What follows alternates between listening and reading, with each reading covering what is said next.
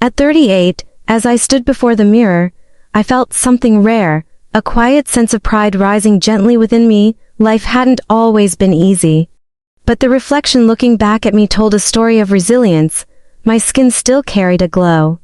Earned not by luck but by dedication, skincare routines, morning workouts, and the little rituals I refused to let go of. Richard, my husband, used to whisper sweet things to me in those early years. But his work had grown more demanding with time. These days, he left before sunrise, often without a word, the house falling into a deep, unfamiliar silence once the door clicked shut behind him. I had grown to appreciate those moments of stillness. They gave me a space to reconnect with myself. No obligations, no noise, just me. That morning I decided to indulge a little. I gently applied a cooling face mask, its faint scent of eucalyptus grounding me as I stood under the dim bathroom light. As steam began to rise from the shower, I stepped in, letting the warm water wash over me like a soft embrace. Each drop seemed to peel away the noise of the world, allowing me a brief pause. A kind of healing I hadn't realized I needed. Afterward, wrapped in my robe, I stood again before the mirror. I picked out a bold outfit, something red, something that sparked a fire in me. Red had always made me feel alive, strong, present. I dried my hair slowly, each motion deliberate, thoughtful. It wasn't about appearance, it was about reclaiming something that had long been buried under schedules and responsibilities. Just as I peeled the mask from my face, still holding the towel, I heard the creak of a door. My heart skipped. The hallway light shifted, casting shadows onto the floor outside the bathroom. It was Aidan, Richard's son from his previous marriage. He had returned unexpectedly the night before. After months away handling some personal matters, I had nearly forgotten. Lena, he said, voice low and uncertain. I didn't realize anyone was in here. I'm so sorry. I stepped back instinctively, startled but not angry. Aidan, I replied, trying to steady my voice.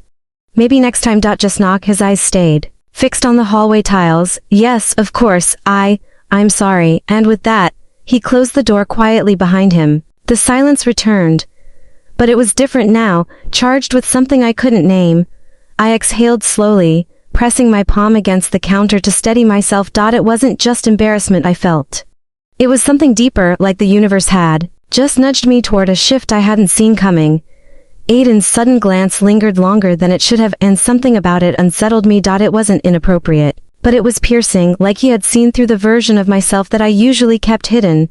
I shut the door gently, heart thudding not from fear but from confusion. That moment, just a few seconds, echoed in my thoughts far longer than I expected. I stood before the mirror, trying to steady my breath. A wave of discomfort crept in, not because of what Aidan had done, but because of what I had felt. There was no wrongdoing, just a realization. Something in me was shifting. 38. I had come a long way. Years of effort had shaped me into someone I was quietly proud of. My skin, my eyes, my posture all carried the signs of care and discipline. Not vanity, but a determination not to fade away. I had spent so long making myself invisible for the sake of harmony, of family, of Richard's career. But that morning I saw myself clearly again. My reflection wasn't just physical. It carried the weight of questions I hadn't dared to ask. Who had I become? Was I still the woman Richard once pursued so fervently, or just a companion he passed in the hallway on his way to meetings? I remembered the moment in the hallway. Aidan didn't mean to intrude. But that interaction left me rattled. It wasn't about attraction, it was about being seen, truly seen, noticed in a way I hadn't felt in years.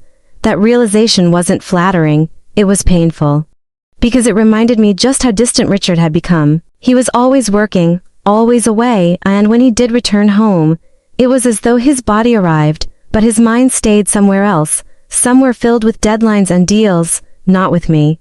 Sometimes I wondered, were we really happy, or had we simply grown skilled at pretending? The silence in our house had become more than routine. It had become a language, when we both spoke fluently. I no longer reached for his hand under the dinner table.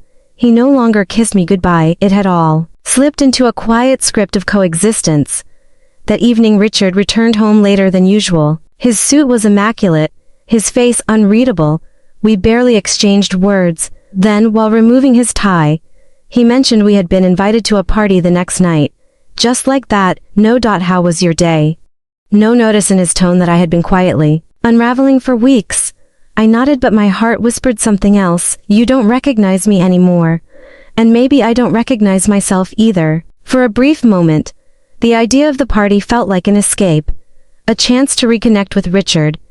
To revive a spark I feared we had long lost.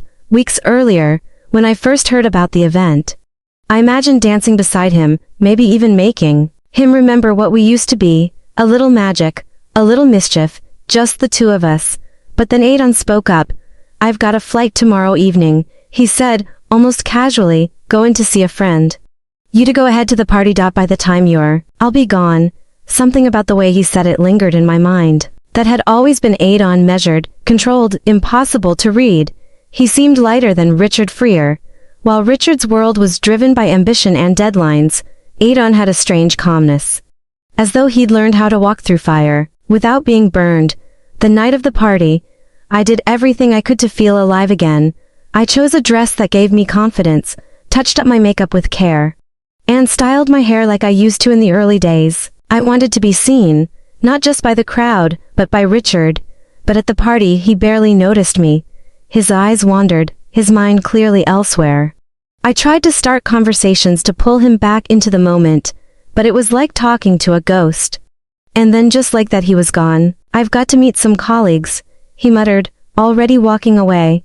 No goodbye. No second glance, so I left alone. Walking back through the quiet streets I felt hollow. It wasn't just about the night.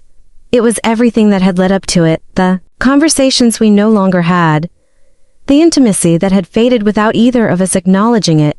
By the time I got home I was exhausted in every possible way, emotionally, mentally, even physically. I made my way upstairs, slipping out of the clothes I had hoped would bring us closer.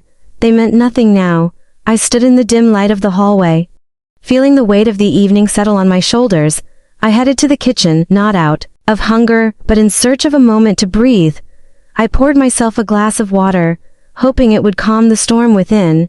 The house was silent to silent. Then I heard footsteps. I turned quickly. Aidan. I hadn't heard him come in. I didn't know he had cancelled his trip. For a split second we just stared at each other, both unsure of what to say. I didn't expect to see you tonight, I said, my voice quiet. Plans changed. He replied simply, I'll leave first thing in the morning.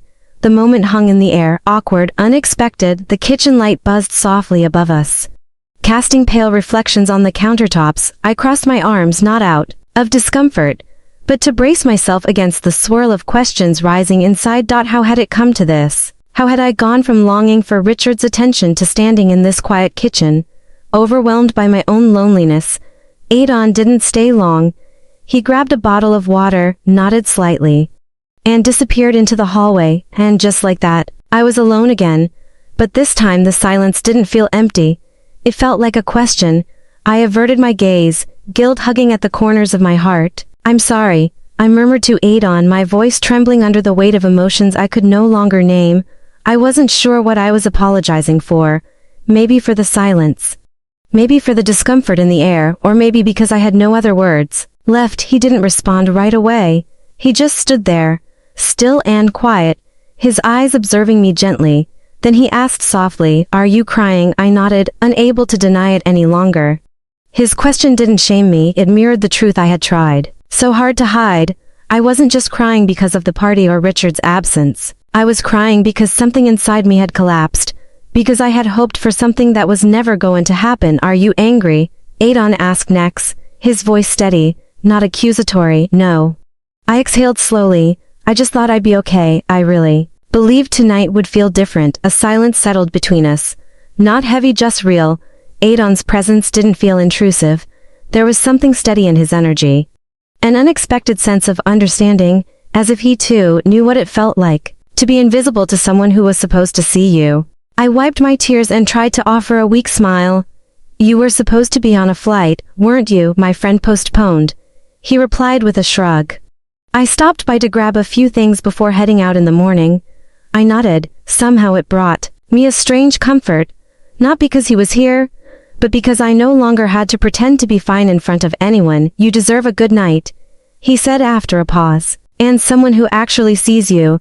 I turned to him, surprised by his words, But this time I didn't look away. Thank you, I whispered. I think. I forgot that I was allowed to want that. Aidan simply nodded. He didn't try to fix anything or say more than needed. He placed his water glass on the counter, then quietly walked out of the kitchen, leaving me alone, but no longer hollow, because in that brief moment, I realized what I was truly missing wasn't touch, it was being understood. And maybe, just maybe that's where I needed to start again. I was caught off guard. The moment seemed to unfold in slow motion, the air between us charged with tension neither of us could name. My breath hitched, and for a second I felt the weight of everything, every unspoken word, every lonely night, every fading glance from Richard. Aidan stepped closer, not touching me, but close enough that the silence between us grew unbearably loud. Lena, he said quietly, his voice trembling with something I couldn't place. Why are you really crying? His words pierced through the noise in my mind. I had no answer.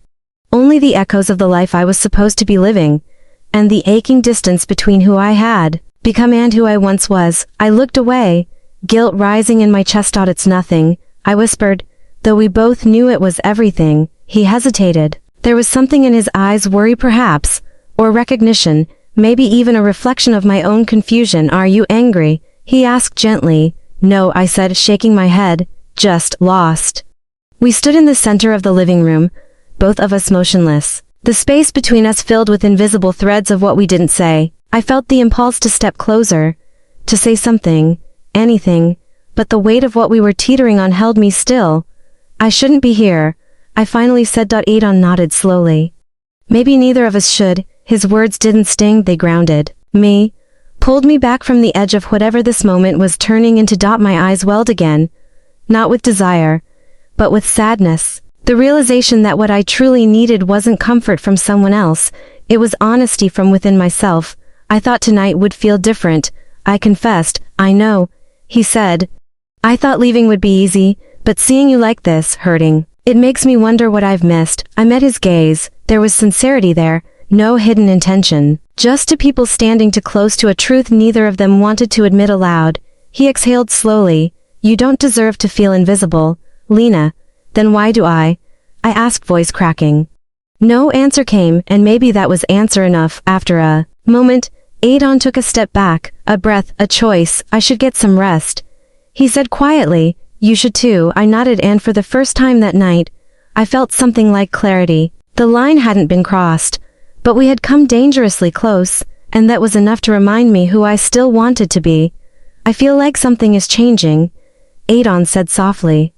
But before I could even begin to respond, the door creaked open, a voice, sharp and disoriented, broke the silence. Lena. Richard stood at the threshold. His eyes took in the scene, me and Aidan, the tension in the air, the heavy silence. Time seemed to stop. His gaze moved slowly from me to Aidan, and the disbelief on his face deepened with every passing second. What is going on here? He asked, his voice strained, not raised, but tight, like he was holding back the storm within. I couldn't speak. The words wouldn't come. My throat closed, and all I could do was stare, heart pounding. Richard stepped inside, his expression unreadable, but something in his eyes betrayed the pain behind the confusion. This doesn't make sense, he said, barely, louder than a whisper. Why are you both standing here like this? What happened tonight? Aidan opened his mouth, but Richard cut him off. No, I don't want explanations right now, I just... He stopped himself, glancing between us again, then turned toward Aidan, eyes full of disappointment. You should go, he said. His voice wasn't loud, but it was final. This isn't the time, not now. Aidan hesitated. He looked at me briefly, then nodded. No words, just the weight of understanding passing silently between us. As he walked past Richard, the air between them crackled with unspoken tension, but neither of them said another word. When the door closed behind Aidan, silence settled like fog over the room. Richard didn't look at me right away. He simply stood there, motionless, and then finally, he spoke. Lena. What's happening to us? His voice didn't carry anger, it carried fatigue, worry. Hurt. Tears welled up in my eyes, but I blinked them back. I don't know, I whispered. I've been feeling lost, alone. I didn't mean for any of this to happen. Richard nodded slowly, absorbing my words. I've been distant. I know that, he admitted, but this. Whatever this is, hurts more than I thought it could. I lowered my head, ashamed. I just wanted to feel something again. He took a breath, long and deep. We both did things wrong. Lena, I shut you out. Maybe you reached for something that wasn't right because I left you with nothing else. The words struck deep, because they were true. I think I need time, I said quietly, not to run but to understand. Where I go from here. Richard didn't stop me, he didn't argue. He just looked at me with tired eyes and nodded, and so I stepped out, into the night, into the unknown. The air was cool. The street quiet. I walked slowly, uncertain of where I was. Go in, but sure that something needed to change. Not for Richard, not for Aidan, for me.